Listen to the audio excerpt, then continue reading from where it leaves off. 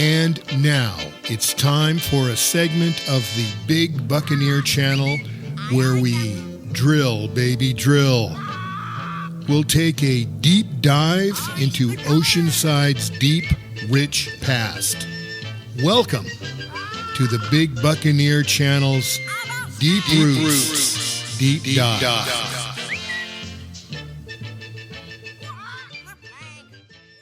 All right, this is the deep dive for episode 27, February 5th, 2025.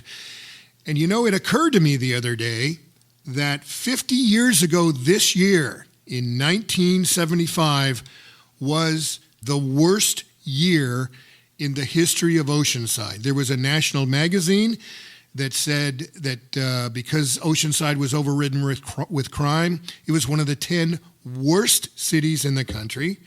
There was a riot, an actual riot. There were the switching yards, and it's hard to believe, but the train switching yards were actually in downtown Oceanside. They later moved them to Camp Pendleton, but for a while, downtown Oceanside was tormented. It was beleaguered with all of this industrial-looking train stuff going on.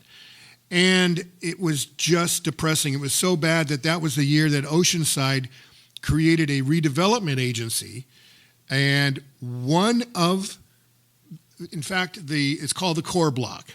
The redevelopment agency, right after it was founded in 1975, passed Tremont all the way to Cleveland. So it was bounded by Cleveland and Hill Street, now Coast Highway, and then First Street, Seagaze, and Mission. There was two whole blocks. They were condemned. And some of the businesses and landowners had to undergo eminent domain, which means they had to sell their property to the city of Oceanside.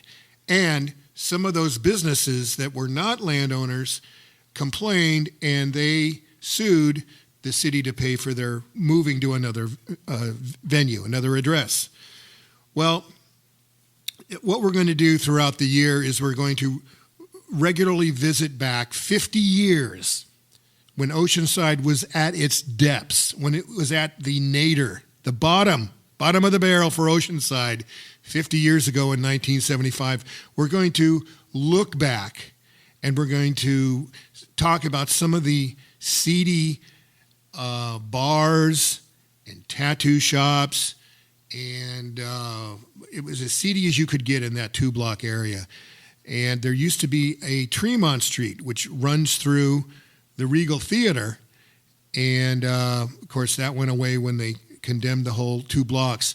Those two whole blocks for a couple of years were nothing but grass. If you can imagine where the Regal Theater is now, between Coast Highway and Cleveland, it was nothing but grass. And a lot of people I talked to would have preferred that it stay that way, but it didn't.